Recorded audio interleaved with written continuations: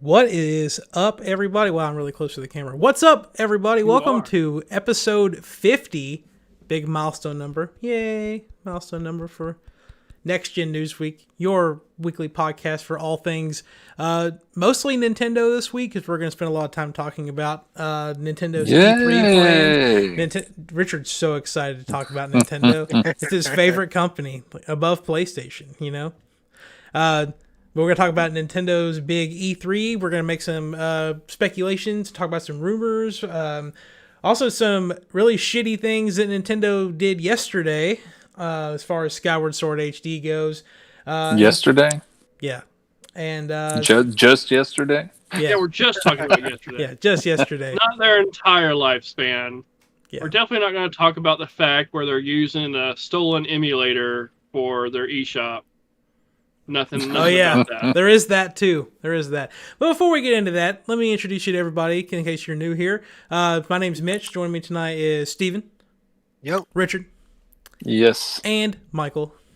Howdy. Howdy indeed. So anyway, indeed. Before we get into the big E3 bit, we're going to go through some of these headlines from this week. The big one was, in my opinion, the big one, involving Skyward Sword HD yesterday. Nintendo announced that they were going to be making a new amiibo for the game, which is not new. They make amiibo for just about every one of their games, especially Zelda games. And this is a Zelda with the Loftwing amiibo. But instead of being like a regular amiibo, it's $25, so it's it's $10 more than a regular amiibo. And it really seemed to make a lot of people mad because it seems to be paywalling a new feature for Skyward Sword HD, which is that pretty much like in the game, if you want to travel between the land and the sky, you have to go to a very specific point on the map, and then you can hit, I want to travel from here.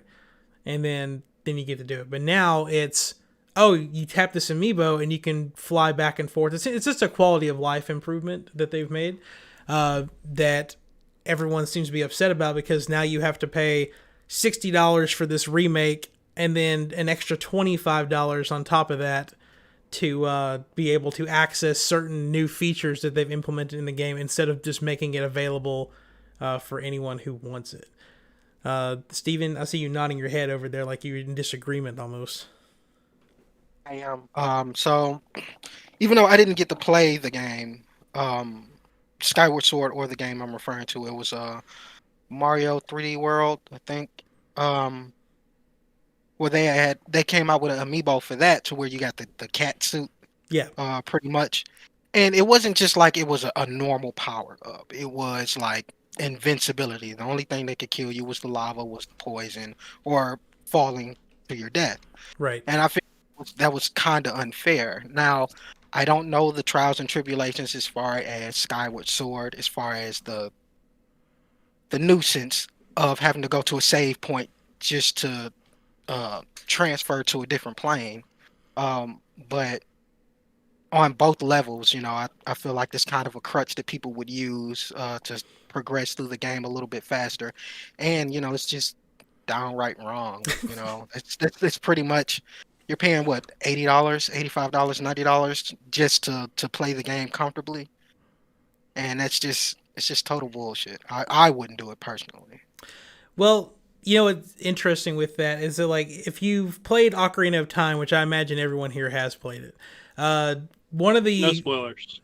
Yeah, no spoilers for Ocarina of Time. But there is a spell you can get in the game that allows you to teleport to the entrance of a dungeon, like, no matter where you're at. And if you leave, or it pretty much just lets you create a save point, I guess. It can be anywhere in the game. And if you travel to the other side of the map and you activate that spell again, it'll take you back directly to that dungeon. So this isn't something new that they've been able to do before. They've just now seem to be locking it behind a paywall, I suppose.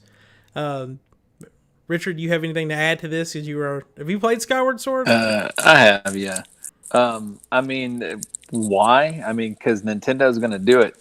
If just watching Nintendo fanboys has told me anything, it's that if you slap the name Nintendo on it, I'm going to say you guys, it's empirical. I'm not talking about you, Mitch.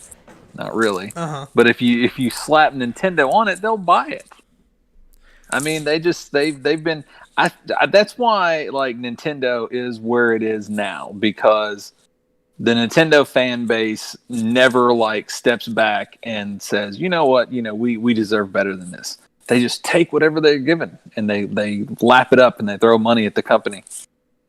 And I mean, that's why things don't. That's why I still don't have a Punch Out. That's why we don't have Metroid after 500 years. It's because nobody like steps up and is like, what the hell? Like I know like Nintendo does really, really well.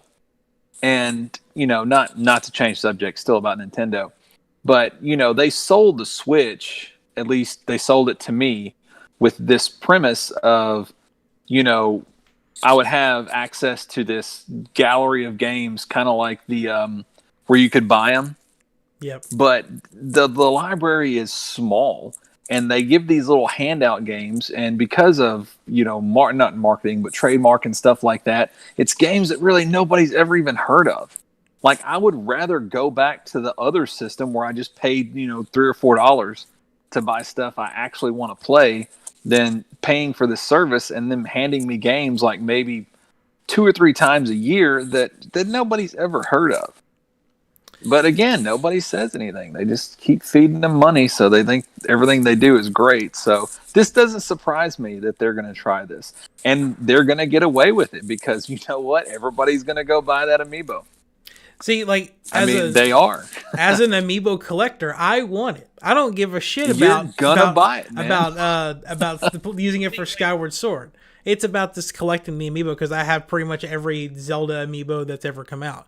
And the problem, back to them charging so much for this amiibo, is that that the people who want this are not going to be able to get this for $25. Like it's gonna get scalped online for 60, 70, $80. And then I actually saw something interesting. It was when Skyward Sword came out on the Wii. For $60, you got the game itself with the orchestrated soundtrack. That was some very ASMR drinking from Richard. Oh, my bad. You're good. And you got that golden Wii remote with the Triforce on it, and it was $60 for all of that. And then you get to Twilight Princess HD when it came out on the Wii U, and it was $60, and it was the game with the Wolf Link amiibo. And then with Skyward Sword on the Switch, it's $60 for the game, $25 for the amiibo, and then if you wanted the Joy-Cons, it's another $80. And it's like, that's ridiculous. Yeah. But anyway, I think people will buy it though. Oh, they will. They'll buy it. But anyway, that's coming out. I think it's July 17th, so just right after E3. So I don't know if people keep talking about how they may be adding new areas to that game, and I don't think they're going to do that. That game was too long already. It was. They better add a skip cutscene button. That's all I've got to say. Like, if you've played that game before, you don't need to sit through all them cutscenes, or do like a thing at the beginning that says, "Have you played Skyward Sword before?" and hit yes, and you just skip the entire tutorial. The tutorial, the whole game, right up to the last fight. The last fight's awesome, by the way, but rest of that game, it's rough. Like I love. Wait, Skyward Sword, is that where you fight Demise? Yes. You fight him more than once, don't you? So it's been a while. You keep having to go back, and then you got like that bully that helps you. Yeah, you have to fight the thing called the Imprisoned, which is Demise is like it's this giant. I don't know what you call it. Kind of looks like an avocado with teeth. Yeah. And you have to fight that 3 times, and then you get to fight like the actual version of Demise, which is like he kind of looks like Ganon. It's like a fiery hair, and he has like the Dark Master sword. That fight's awesome. Best boss fight music for Zelda games probably. It's a really fun fight, but other than that, like the rest of the game's okay. The bosses are for the really young people. This was pre Breath of the Wild. This is back when Zelda had cool bosses that were really diverse and everything. So you want to check that out because you're. I mean, honestly, like there was one boss, and I felt really bad about killing him because he was like I think it was like some kind of like urn or something. But he had like his giant head and 4 arms with scimitars in his hands. And but he got possessed by something, and then like to kill him, you had to like take this rope thing you got, or a whip, and you had to rip his arms off and then take his sword from him and beat the crap out of him. I remember that. Oh wow, I remember that. When did that game come out? 2011. Wow, so yeah, it has been a lifetime ago. Man, it was great though. So let me ask, because I was thinking about this earlier this week. Skyward Sword, what is it? Phantom Hourglass and Spirit Tracks, are they under the same animation? So Spirit Tracks and Phantom Hourglass are both like in the same style as Wind Waker. They're technically sequels to Wind Waker. Skyward Sword's in its own art style, which I really like it. It feels like I love the watercolor stuff. I really like how they nailed it with Breath of the Wild. Like the art style is incredible, regardless of what you think about the game, Richard. But well, no. I mean, like, hold on. I mean, the look of that game. I mean, sometimes the use of color was a little bland, but no, I can't really complain too much about the look of it. Yeah, but Skyward Sword had a similar art style to it, though. It was just a little off. Very, very watered down for like Wii levels. But I guess that's why they did it though. But we'll talk more about some Zelda stuff later on in the show when we get to the E3 stuff. But just quickly, Jeff Keighley, which is the guy who hosted pretty much all of like the summer game stuff last year because E3 got canceled, has announced the Summer Game Fest, which starts June 10th. So it's actually like E3 is actually a part of this. So it starts June 10th. So it starts a couple days before E3 even starts.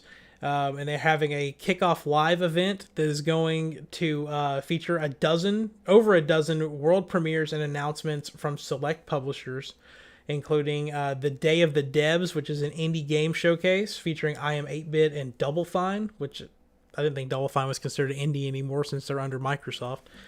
But they're going to be there, so they're probably going to be showing off Psychonauts 2 and whatever else. What does I Am 8-Bit work on? Does anyone know? Or I thought they were just like I didn't know they were a game company. Yeah, I've never even heard. I've heard the name before, but I don't know what it is, what they have. I can tell you what game won't be there. This isn't in the show notes, but the developers behind Hollow Knight Silksong have said that Hollow Knight is not going to be at E3 in any capacity. So that game probably got delayed to later on in the year, which is unfortunate. I know Steven really likes the first game. Hollow Knight's good. Yeah, Hollow Knight's pretty good. Trying to find some games that he's came out with. Well, when you find it, let me know. We'll jump to the next one. The Last of Us Part 2 got a PS5 performance update, which is available now, which will give you the quality and performance modes that everybody's expecting from most of these PS5 enhanced games, which will give you a locked 60 or 30 FPS, depending on which one you choose. And that is available now. They have said that they have more plans for the PS5, but they have not announced anything. And then I think the big one, because I'm a big fan of like charities and stuff like that, is Summer Games Done Quick. And I don't know if you guys have ever done anything like this before. And if you're watching the video version, there is I'm probably not going to talk for the entire 5 minutes of the speed run, but it's a charity organization for Doctors Without Borders.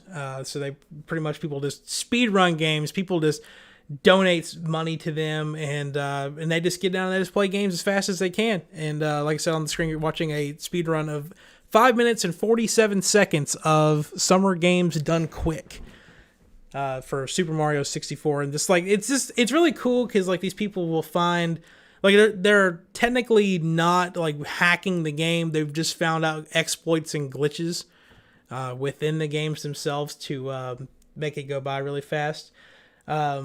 So some of the games that are going to be, well, first off, it's going to be from July 4th through the 11th. So they've got stuff planned for an entire week. Some of the games that they're going to be doing is Nintendogs, which is just the craziest thing. Why not? Yeah, why not? How do you speed run Nintendogs? But anyway, or where was I at? Super Mario Odyssey, which I think I saw that the world record on that is 1 hour and 47 minutes, which I feel like I spent an entire week and a half playing Mario Odyssey. A 4-player race through Castlevania from the NES. Resident Evil 7, which I saw was like 1 hour and 4 or 5 minutes of on that. Doom Eternal, which has a world record of like 23 minutes somehow. And there's so many more. I don't know how you speedrun Doom Eternal in 20 minutes. Is that something you could see being possible, Richard? Because you've played it. I don't, but I'm not. I've never done a speed run. I'm curious about the Castlevania thing, though. I don't know how fast. I mean, I've done that in one sitting relatively quickly, but while y'all are probably not. While y'all are enjoying this speed run, I'm gonna look up the world record for the Castlevania speed run because that seems like something that would be really interesting to know how long it takes. So I am 8-bit. He made Manifold Garden that came out on Switch and PS5, so that's recent. He made Etherborn, Carto, Spinch, Disco Elysium. Oh, that's a good one. Oh yeah, there we go. That one like Game of the Year last year. Res Infinite. He made the Pathless and the Ori Collector's Edition. Okay, that makes sense. Yeah, so they're the ones that brought Ori and the Blind Forest and Will of the Wisp to the Switch. The Pathless was a PS5 launch game. Yeah. And yeah, Disco Elysium won like so many awards. I guess it was last year, the year before when it came out, enough to where they ended up getting enough money to actually remaster the game to where it's coming out this year again, but with full voice acting for the entire game. So that was very interesting that they were able to hit that. World record speed run any percent for Castlevania is 14 minutes. I was going to say 14 minutes. I wish I had said it before you said that because that seems about right. Not that I've done it that quick, but that seems about right. It's crazy. Like these people just found like there's something I remember seeing in Super Mario Brothers 3 where there's a way to skip the entire game when you hit World 1-3, and it's just like, dude, that's nuts. You guys seem very fascinated by this speed run. Oh no! I've seen that with the Mario thing. Yeah. Yeah, this video is almost over, so I might as well just kind of just vamp through the rest of it so everybody who's watching can finish watching it at this point. I don't want to, cut anybody off from it at the last minute. But it's just cool because, like... You've seen enough. Yeah. Yeah, go watch the rest. This game isn't going to be at Games Done Quick this year, so... But I mean... did you say that Ori or Hollow Knight was on there? I can pull it back up real quick. I think Hollow Knight may have been on there. I'm gonna try to not go. While I'm here, I might as well name off a couple of them. F-Zero GX, Spyro, 45 minutes of that. I don't see. Try not to be really just boring and just scroll through a list here, but yeah, because if they're looking at like as far as like really speedy speed runs, they're trying to get a lot of people in there. I don't think Ori or Hollow Knight will be on there because they have something called Radiant runs on Hollow Knight. And like these people are plowing through these bosses and all these modded bosses, and it's still taking them like over an hour to do it. So oh my gosh, they're gonna. No, I think we brought up Ori because that I Am 8-bit brought it to the Switch. I think that was where the wires got crossed. I don't think they were mentioned in the speedruns. I will say that some poor soul has decided that he's going to play Link in the Faces of Evil, which is a CDI Zelda game from a long time ago. And so he's made the decision. Oh my god, they're going to play Fire Emblem 3 Houses in 1 hour and 35 minutes. I want to see that one. Yeah, I don't see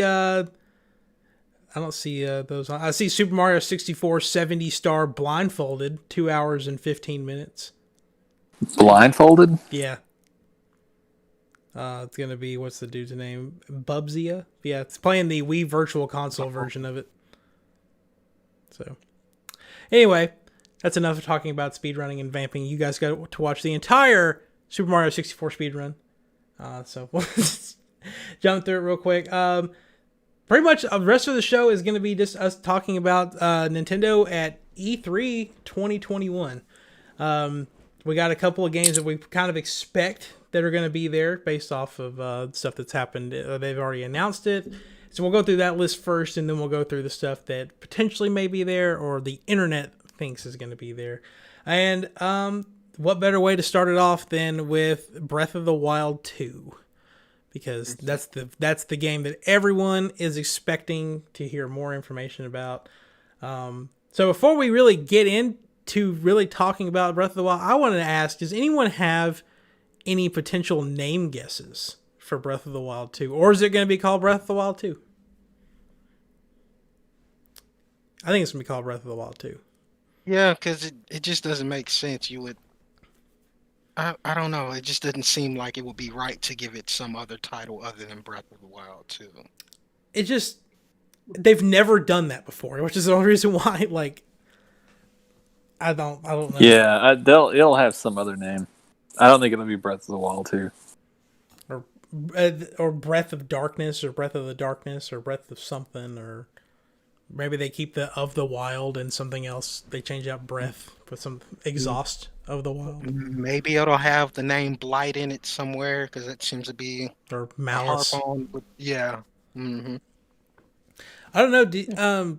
What are y'all's expectations for this game? Like, is this something that y'all are like? I mean, I know Richard has probably a lot of expectations or hopes for the game to make it better than You the know first what? one. I don't. Like, after Breath of the Wild, I feel like The Legend of Zelda is dead to me. So, I mean, this it's a chance to, I guess, pull me back in, but like I have no expectation. That's how little I think of Nintendo these days. So it's, but the positive of that is that means it's not going to take that much to impress me either, though. So, silver linings. So what does does Breath of the Wild 2 have to pull you back in? I mean, other than like a story and dungeons. Like everything that every single other Legend of Zelda had other than that one. Yeah, just I don't know, like it. But also go ahead. I just feel like they shouldn't try so hard on this one. They can take elements from Breath of the Wild 1, find some more innovative ways to make it better. But out of all of the games that I've ever seen or have ever played, with Toby Fox and Undertale, the pressure that he had on himself, as far as Undertale was such an amazing game, and then we've got Deltarune, and then we're like 2 years behind schedule. We were supposed to have seen chapter 2 by now. Mm-hmm. And he had said in an interview that he put so much pressure on himself that he started making the game deteriorate. Yep. And he had to stop, take a break, do other things and stuff like that. So I feel like they shouldn't try to force it so hard because they can always make the game worse. Yeah. Michael, you've played Breath of the Wild, haven't you? I can't ever keep track of what games you played. Okay. Yeah. Did you have any like real gripes with the first one that you'd like to see them correct in the second one?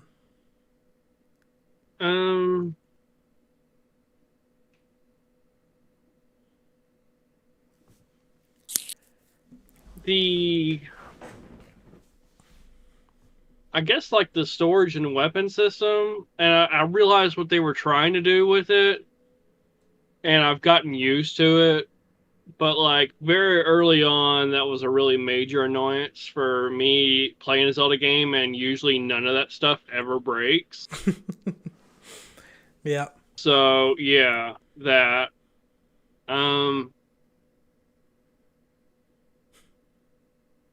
I'm not sure what I would like from a second one. I know they're supposed to be using pretty much the entire map almost as is, like with a few changes.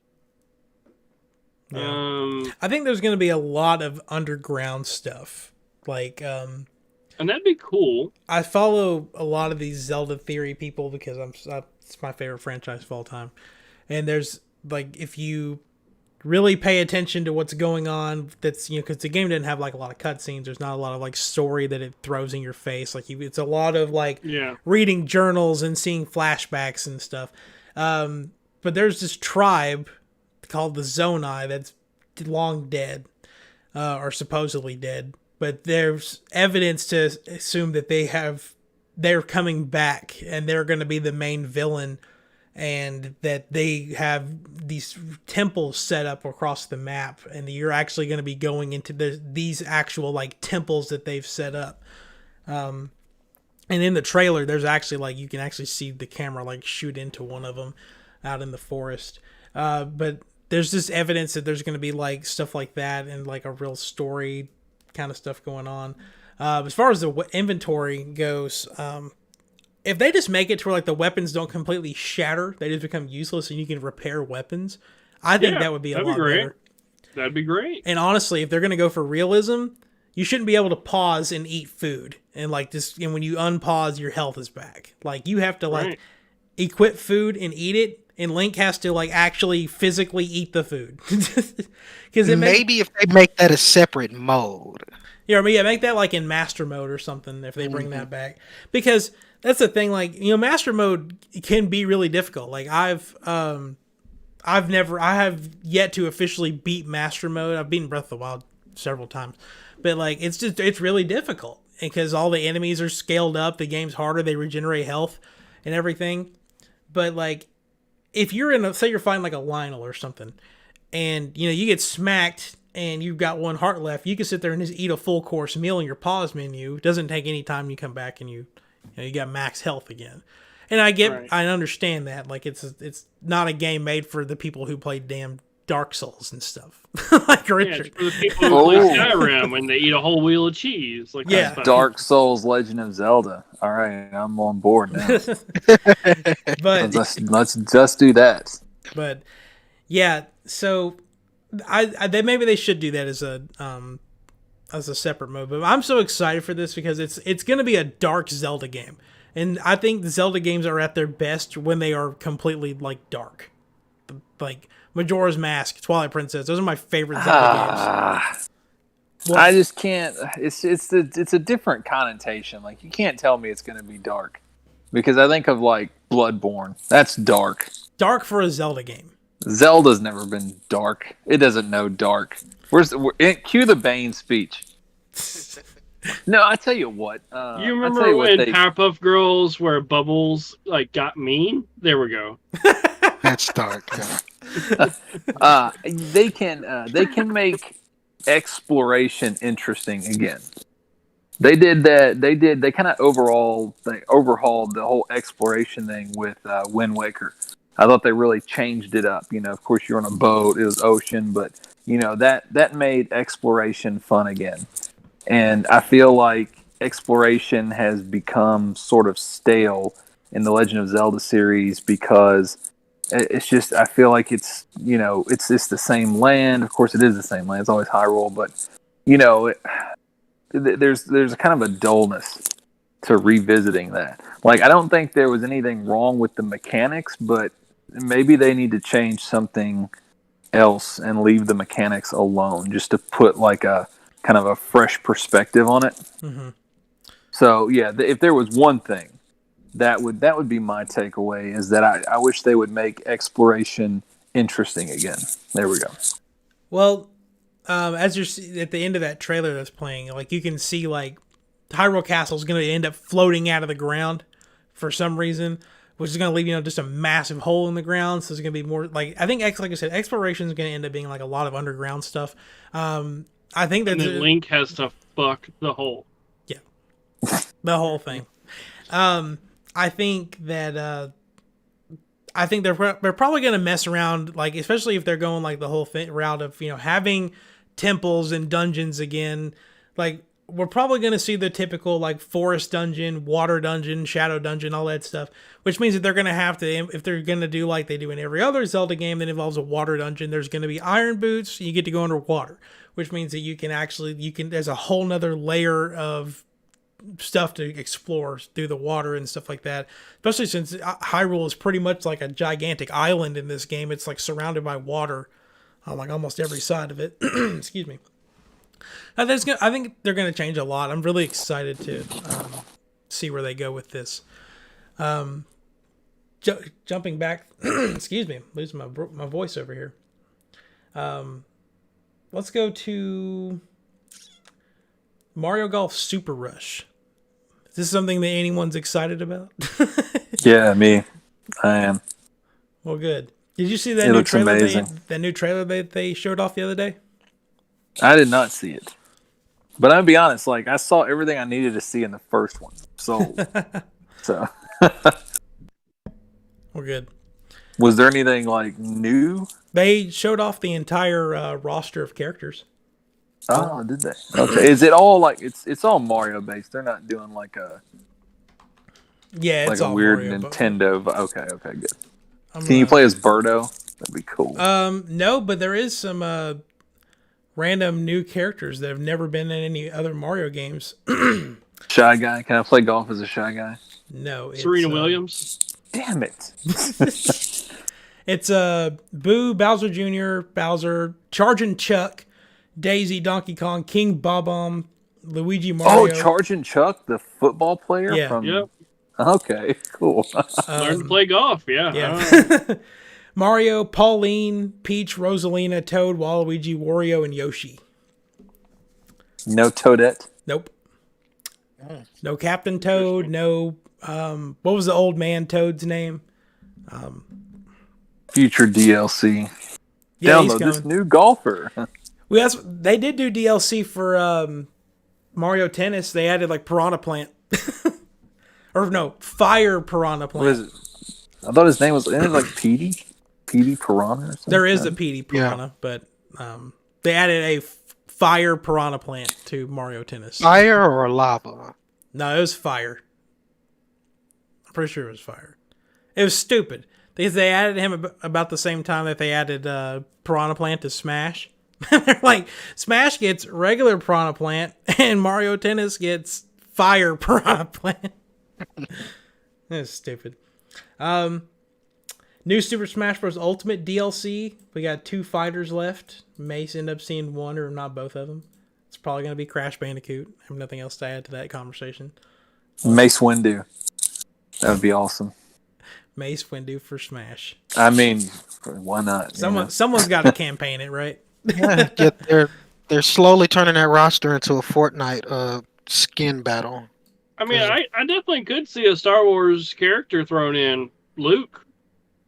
I mean, I feel like if any of them if any Disney character at any, no matter what avenue of Disney you're talking about was going to make it in, it's probably going to be Mickey Mouse. But they missed that. Seems like he would have dibs. They missed that opportunity whenever they added Sephiroth instead of Sora from Kingdom Hearts. So they kind of shut that down. So I don't think any other Square Enix character is going to be in this Fighters Pass. That's true. Bayonetta 3. Heard about that back in E3 or Game Awards 2017 and have not heard a thing about it since. But it's still in development. It has not been canceled. Thank goodness. Yeah. No More Heroes 3, which was supposed to already be out by now. I don't remember what. I'm going to look that up whenever that's supposed to come out because I don't remember. I think it got pushed back to... No, it just has a 2021 release date. It doesn't have an actual date anymore. So, yeah, that definitely got delayed. Shin Megami Tensei 5. Is that something anyone's even played or any of them before? Be honest, I've never heard of it. I know Chase was really excited for 3 because the 3 remake comes out tomorrow or Friday. So I think he's pretty excited about that remake. I've heard of it. I've never played it before. Yeah. I think it's like a turn-based battle style RPG sort of thing, similar to Fire Emblem, right? Yeah, it's like Fire Emblem and like Persona and stuff like that. I think it's made by the same team that makes Persona games, or maybe not. It's maybe not Atlas, but it's at Sega, whoever makes it. Splatoon 3. I'm hoping that they're going to do a multiplayer beta for Splatoon 3 like they did for Splatoon 2. That'd be nice. I know Michael. I hope they actually finish it this time. I I want to. I keep sometimes think about re-downloading Splatoon 2 because of how much fun we used to have playing that, like doing Splatfest It was and so stuff. fun. But like, I assume the community's just kind of dead on that. Well, I mean, they kind of shot themselves in the foot, so I kind of understand why they're making a 3, but like there was no reason for them to abandon 2. Like they could have just added new infrastructure and, just added more quality of life things to the game instead of like, through an app and use this chat for this, and it's just Nintendo's been bullshit for a while. But I mean, I don't see a real reason for them to abandon the second one when they could still be doing events and stuff. Thank you for that, Michael. That's good constructive criticism that Nintendo needs to hear from a lot more people.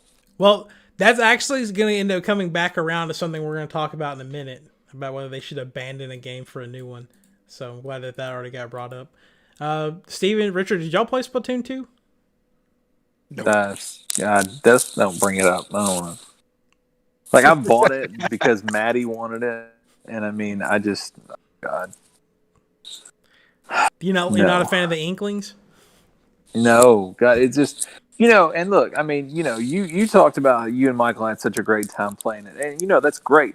I'm sure it found an audience. I'd rather get a tooth pulled. It was just so boring to me. I couldn't, like, literally, I was done. Were you playing with motion controls? Is that what it is? No, I was playing it on the Switch. There was absolutely nothing there to keep me there. I was done after like 30 seconds. I was like, yeah, I've seen all I can. It's them Splatfest, man. Them Splatfests, they're the best. Mayonnaise versus ketchup. It's just not, yeah. It's not me. Chicken versus egg, man. That was the worst one. I don't know. It kind of seems like it's a game that because does it have a storyline to it at all? Yes, it does. Okay. And they added DLC to it, which I've never played through and I bought. Yeah. $25 for DLC, or you could get a quality of life improvement for Skyward Sword. Like, I've literally seen less than an hour worth of gameplay on it, but still, it just seems like it's just one of those games where it's just better to play the multiplayer aspect of it. It's like Call of Duty, man. Like, people don't buy Call of Duty for a campaign; they buy it for multiplayer or zombies. If you're me, so people don't pay for Splatoon. I mean, I'm sure the story's great. Every time I pick up the story and like I would do a mission, it would tell me I did the mission and I wasn't doing something right, so it would never let me progress to the next mission in the story. So it kept telling me to just repeat the same mission over and over again, and I was too like mad about it to look up how to get through it. So I never really got through the story or know how much of a story it actually is. But there's like some kind of really like dark backstory with it about like how these like kids were merged with the squids and stuff like that. Like, it's crazy. But I've never really looked into it. But man, Splatoon 3 looks like it. I mean, from what they showed in that first trailer for it, it kind of looks like it may be more story focused than the previous two games were. Now that they've kind of set up the franchise. But, yeah. What about Pokemon Brilliant Diamond and Shining Pearl? I'm gonna be down for that. I'm not. I'm gonna be down for it. I'm gonna get a really big chain and put mine on here so I can have a pearl necklace. Nice. I don't know. There's just like Diamond and Pearl was like the Pokemon generation that I just fell off on. Like, I couldn't give a shit about either one of those games or Platinum. But like, and I was really looking forward to playing these, thinking that they were going to end up putting them in the same art style as Sword and Shield. And then they came out with this new art style that's just like all chibi and crap. And it looks like a damn mobile game. Like, I don't want to play that. But I mean, I get my my villains mixed up. That's Black and White. That's Black and White, okay. Yeah. So I may not be down for this game. This is Team Galactic. Oh no, I couldn't even tell you what the whole premise of the story is. Probably something to do with time and space. That's what the Pokemon are about. Uh-huh. I am all about Pokemon Legends Arceus though, because the open world Pokemon game, I don't care if it's set in the Diamond and Pearl region or whatever it's called, but like this is the idea of an open world Pokemon game, which I don't know. Well, we kind of talked about it a little bit on the show. So like, I mean, Pokemon games usually have pretty decent stories, so imagine that. But it's Pokemon and like Breath of the Wild and ish. Well, to make Richard happy, I'll say, how about this? It's a Pokemon game, but it's like Skyrim. That way, you're not comparing it to Breath of the Wild. Skyrim had like a diverse landscape. From what I saw in that trailer, it was the landscape was. But that goes back to me complaining about Legend of Zelda. Like, exploration should be fun and exciting. You should see like new areas and stuff like that. Like when I play, Fortnite.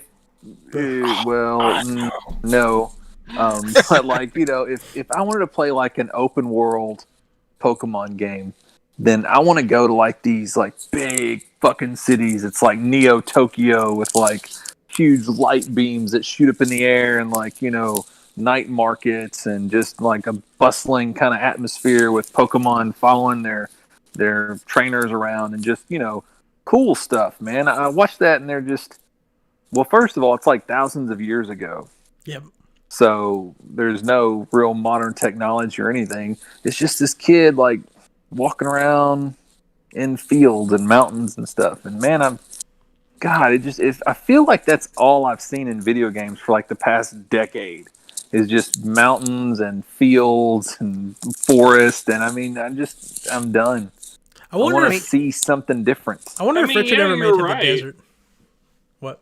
I mean, Richard does have a point. There is a lot of lore surrounding, different biomes of Pokemon where we don't actually see those Pokemon in those biomes outside of like trainer battles or one-shots like Pokemon Stadium.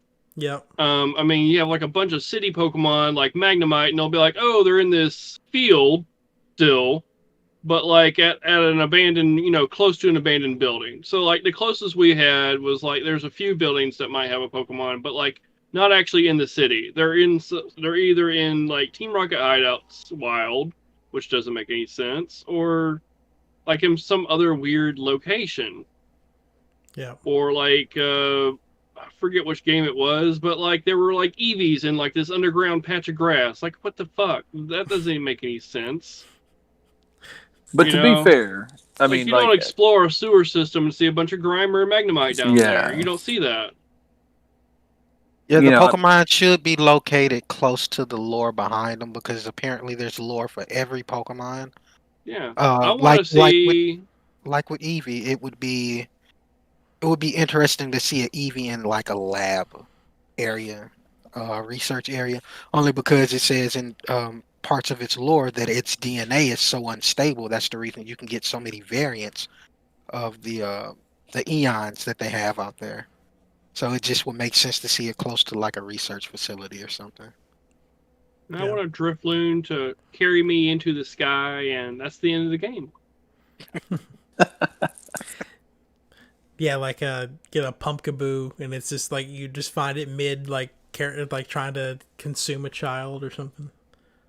Whatever it's something weird about ghost Pokemon, man. Like every one of their like Pokedex entries is like something about killing kids or taking them to the underworld or whatever that they say. Richard, were you trying to say something? No, I was gonna kind of say that I'm not saying that there's not diversity in the landscape. I'm just saying that based on that trailer, it didn't seem like there was a lot of diversity based on the landscape. So I wanted to just preface what I had said by saying that I'm not saying that it won't be like that. I actually hope it will be like that, more diverse that is. But I've not seen anything to make me think that yet. He said that he wished that there were more diversity in biomes, and I was wondering if you ever actually went to the desert in Breath of the Wild, or the ice, the tundra. Because something tells me ice tundra. Yeah.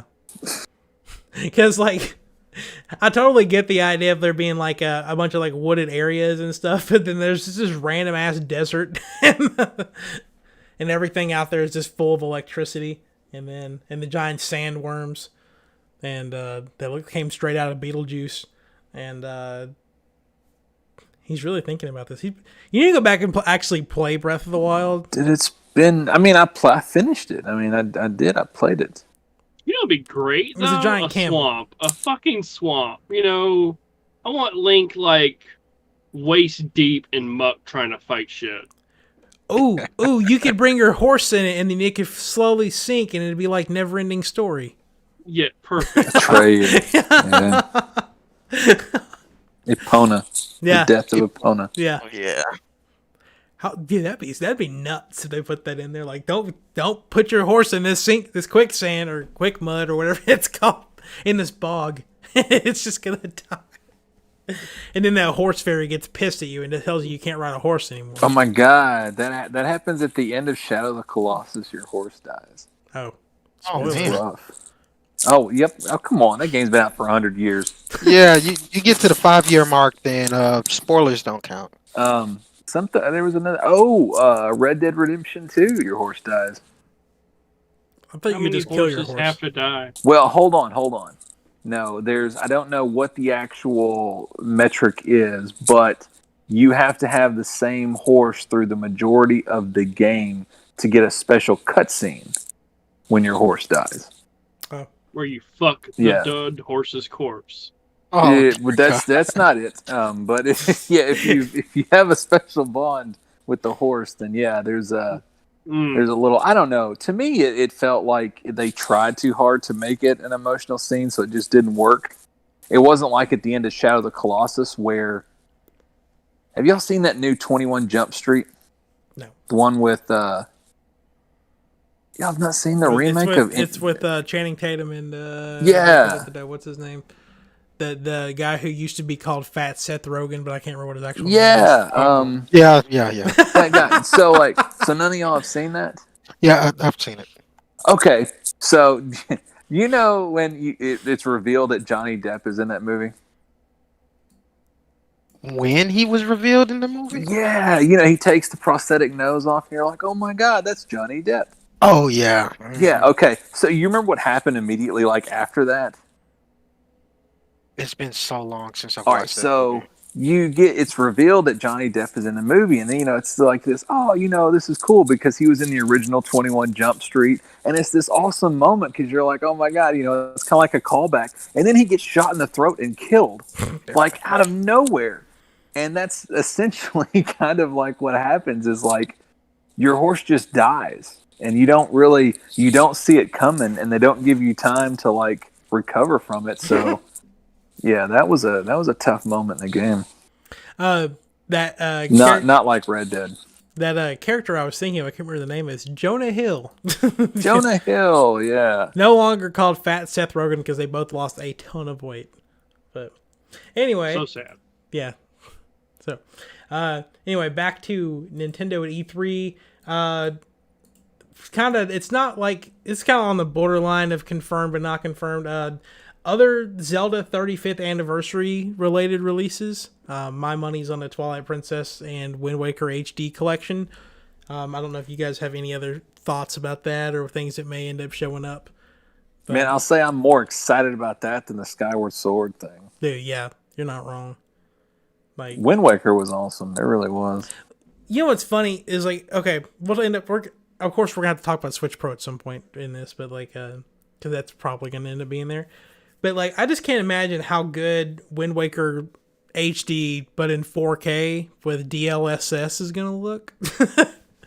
Like that game's, I think a few weeks ago you were talking, or maybe it was, you were talking about Resident Evil, about how like there's just certain games that like wow you with the way that they look. Yeah, And- just the visuals, just and kind of, yeah. Wind Waker HD on the Wii U was one of those games. I was like, holy crap, this game looks so good.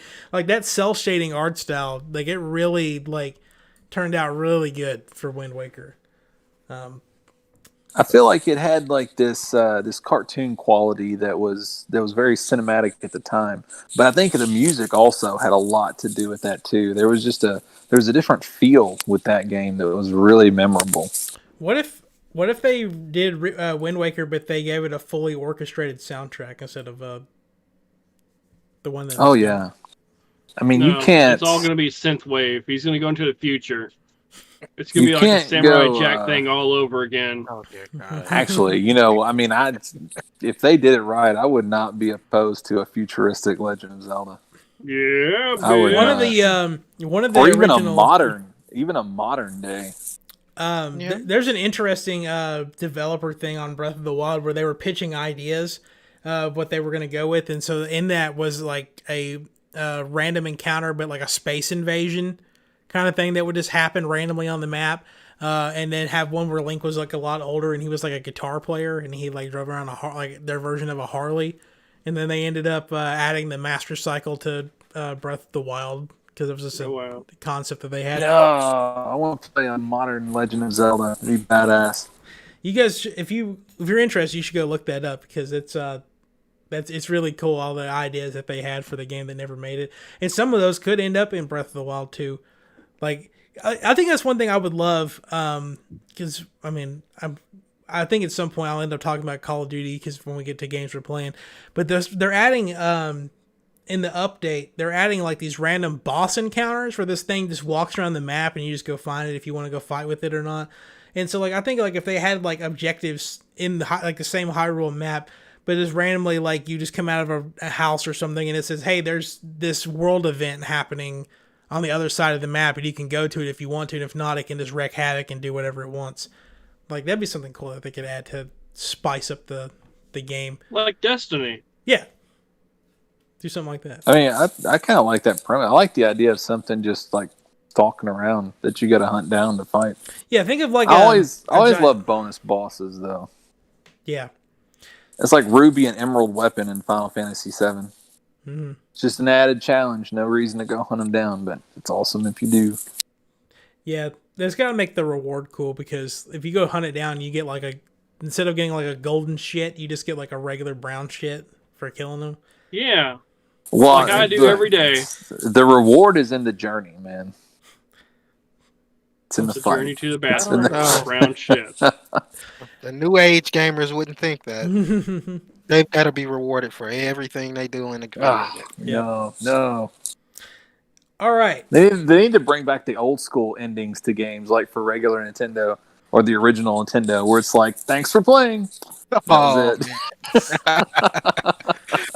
And your heart just sinks. That's it, you fucking nerd. You did it. That's you played it all. Wow, we didn't think anybody would do this. The original Legend of Zelda, the very first one. It was like, you say, Princess Zelda, you're awesome. Thank you. I can't think of the name of the game that they had. It was like a off-brand console.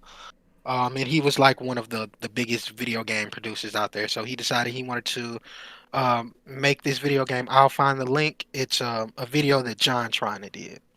And like he played through it and he said it took him hours and hours and hours and hours. There were no save points. You had to do everything right. He had to pull up a guide and everything.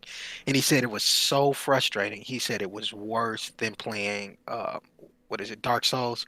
He said it was worse than playing that blindfolded. Was it? And when he got to the end, it said you did it. It didn't say thanks for playing. It didn't say any of that. It just said you did it, and it reset. You did. And I was like, that had to be frustrating. Was it? See, no, it's about the journey. It's about the journey. Was it Titanic? Oh, I'll have the link for y'all. I'll put the link in Discord. If you guys haven't seen that, like he plays like a lot of bootleg games from China. Yeah, they're hilarious. There's one of them that's like the Lion King, and when you get the game over screen, Simba just climbs up on a couple steps and hangs himself on a noose. I think. Oh my gosh. I think Pumbaa like gets in a thing of water. And then, he gets in a cauldron of boiling water, and then Timon, he buries himself, and it's pretty crazy. Oh man, I would love to. I want to go watch those videos again. Yeah, I'm actually going to be watching them tonight now. All right, let's jump into games that are rumored to be at E3 or the internet says that they may be there.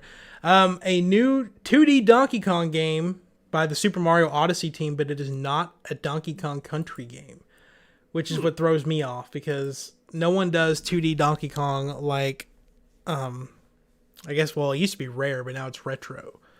Retro Studios does Donkey Kong, but they've got their hands full with Metroid Prime 4. So I don't know. Allegedly. Well, no, they're working on it. I don't know. Like I feel like Allegedly. I want them. If Mario Odyssey team's gonna make Donkey Kong, I want a true like newer version of Donkey Kong 64. Like that game was so fun. It's so underrated, but it's because it was like it came out at the end of the N64, and there was like 4 rare based collectathons that came out before it, and so everyone was just burnt out on collectathons. But Donkey Kong 64 is a really fun game. And I wish they would make another one. But supposedly they may actually, since they may be bringing back King K. Rool because he hasn't been in a Donkey Kong game in like 15 years or something like that.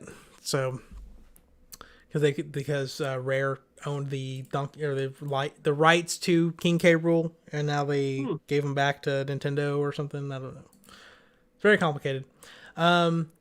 Donkey Kong 40, a new Donkey Kong style battle royale game like Pac-Man 99 and Mario 35, which is all to sell because this is Donkey Kong's 40th anniversary. I'd be down with that. They got a big year of anniversaries.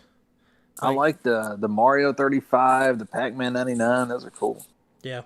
You had a chance to play that Pac-Man one. Wait, what? You said you had a chance to play the Pac-Man one? Oh, I've been playing it a lot. I haven't even checked out any gameplay or anything on it yet. I like it. Basically, it's you just got to keep going as there's 99 players at one time, and you're all trying to do this map, and it's just a basic Pac-Man map, but they've added so much to it. They've got like these little ghost symbol or Pac-Man symbols that'll slow you down. You have to eat certain pellets to repopulate certain areas because you can actually eat all the pellets, and I think that gets you game over. You can't eat all the pellets. You got to make sure you hit those other pellets to repopulate your map to be able to keep going. And I think I've been in the top 20 before. There's a lot of really good Pac-Man players out there. The real question, but yeah, it's fun. Did anyone ever get a victory royale in Tetris 99? Now that one I didn't play. I'm not a huge Tetris fan. I claimed one win. I know David, I think, got a couple of them. He's pretty good at Tetris. And then I got a win in Mario 35, like my second game of playing that. I was pretty proud of that one because I'm not really good at running surprised they've not royales. done like a Dr. Mario in that style. Yeah, Dr. Mario something. Yeah. When's Dr. Mario's anniversary? Because I'm sure if it's coming up the next year or so, there'll be a damn battle royale. I mean, it should be. That was an original Nintendo thing. They can call it Pill Popper. Pill Popper. Yep. This is the problem with this list of rumored games is how many 2D games there are, and I think that if these are all supposed to be coming out around the same time, it's gonna be like an overload of 2D games. This next one's I think there's a reason for that.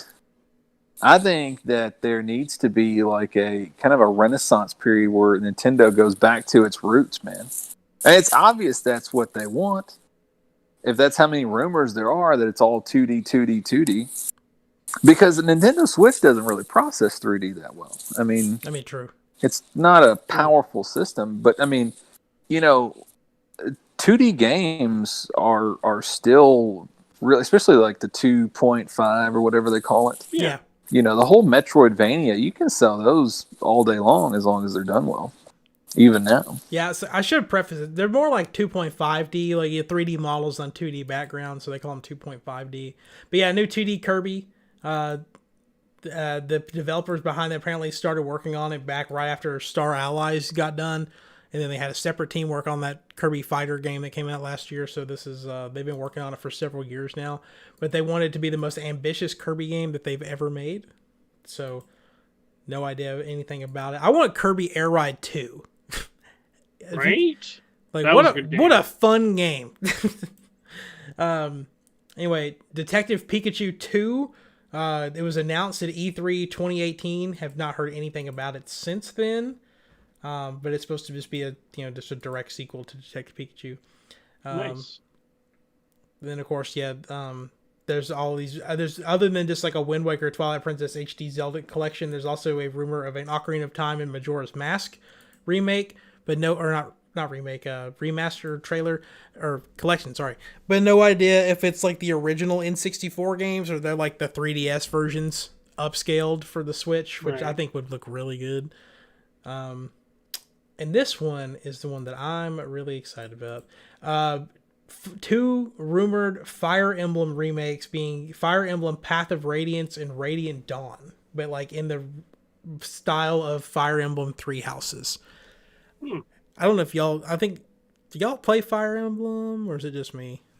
I played played some of the older games.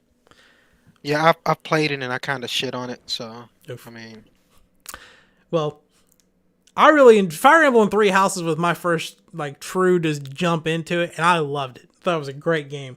Probably my game of the year for 2018. But anyway, or 19, whatever year it came out. But anyway, these are the games that star Ike, if you're familiar with him from the Super Smash Brothers series, because that's where he really got popular, I guess.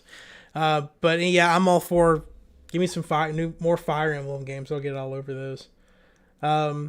Super Mario Party 2. Rumored because Nintendo went back and added online to Super Mario Party 1. And everyone thinks that they're doing that to test the online for Super Mario Party 2. And if they're going to do that, it needs to have more than 4 boards. And stars don't need to cost 10 coins. They need to cost 20 like they used to. And bring over a good chunk of the mini games you already had and make new ones. Because there's a lot of really good mini games on Super Mario Party. And don't make Joy-Cons mandatory. That's all I'm going to say. Use Pro Controller. I'm going to save this big one for last. New 2D Metroid by Mercury Steam, which is the developer behind Metroid Samus Returns. It came out on the 3DS the year the Switch came out.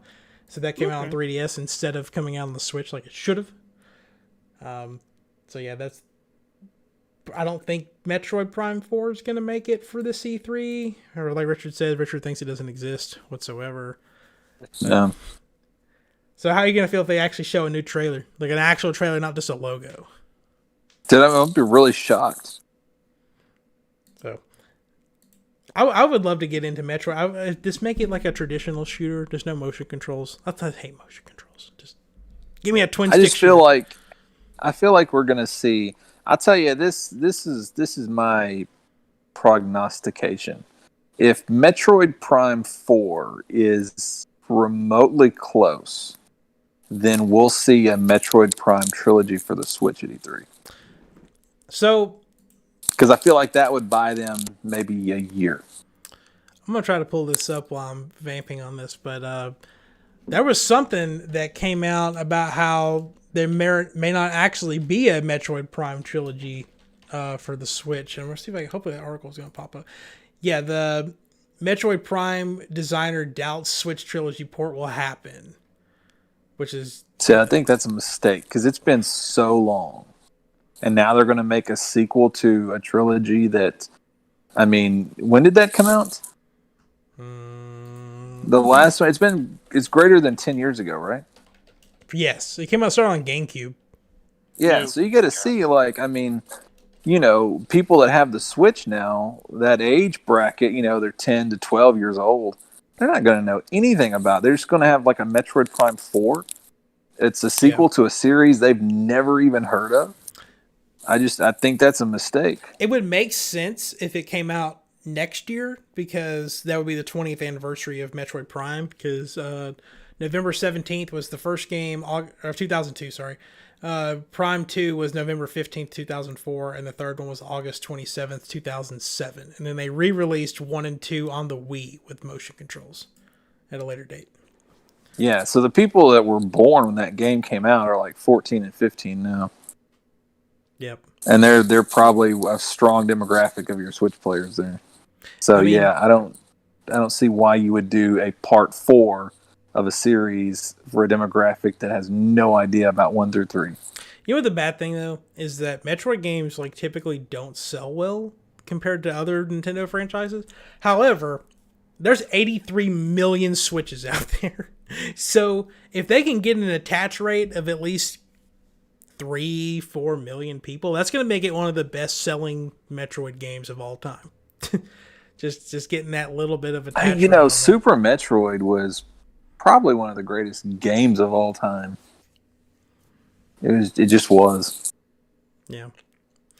I'll go ahead and do this one. Because y'all earlier were talking about if Nintendo has something that's going really good, why would they make another one and kind of this dump on the one that they had before? Mario Kart 9, rumored to be Nintendo's big holiday title for this year. Which doesn't make sense to me because Mario Kart 8 Deluxe, which has been around since the very beginning of the Switch, is continued to be the #1 best-selling game on the Switch, selling over 35 million copies. So, do you guys? I mean, I'm all in camp of I want a new Mario Kart because I've been playing the same Mario Kart game since 2015, 14, pretty much. So I'm ready for a new one, but it doesn't seem like it just makes financial sense for there to be a new Mario Kart now, unless they're just, I don't know. What do y'all think? Y'all. I mean, y'all play Mario Kart. I mean, it might not make sense to put it out, but I mean, it's probably been in development for quite a while, and they've just kind of been maybe hitting some speed bumps with COVID or whatever, and they're like, yeah, let's just, make a deluxe one and put it out and give us a little bit more time, Yeah. I mean, because I think it was last year they came out with that one that's like with the RC cars, for like the actual RC cars, and you build the tracks in your living room, which is really cool. Don't get me wrong, when it works. Works. But I don't know. I feel like, or I don't know. Go ahead. I would say I don't know how viable it is either, because you get so many people still spending money, and hey, it's Grand Theft Auto 5. I mean, we're not going to get Grand Theft Auto 6 until you assholes stop playing Grand Theft Auto 5. I mean, there's no reason to. So, and now it's coming to PS5 and Xbox Series X this November. Anyway, what if they, instead of calling it Mario Kart, called it something like Nintendo Kart, and it ended up being like Smash, where they just put all their different franchises in it? I think that'd be cool. Like they already started doing that because like you had Link and the Animal Crossing villagers and Inklings make their way into Mario Kart 8, even on the Wii U version. So it's possible. Hear me out. Double Dash. Yes. Remake Double Dash for Switch. I mean, they could completely just fucking port it and I wouldn't care. The Switch is the best console for it because each console, usually, unless you're like using a Lite, comes with technically 2 controllers. Yeah. And it can support up to 16. Yep. Let's fucking do it. Let's go. So real quick, we'll hit up this last one. According to the chat, Michael's about to fall asleep, so we're gonna try to We're gonna try to wrap this up. We're going already over an hour. So this last thing, this has been a rumor for a very long time. Xbox Game Pass coming to the Switch via the cloud service, kind of like it does for mobile devices. Anything to add to that other than fuck Microsoft, right, Richard? But that's right. Yeah, I'll pass on that service. Well, that's like the only way Richard will ever play Starfield. It's just through the Switch. I'm never gonna play Starfield. The other day, when they made that announcement, I went ahead and uninstalled Elder Scrolls Online and Fallout 76 and Doom Eternal. I took that off too. Damn. Wow. So done with Bethesda. I meant what I said about Todd Howard.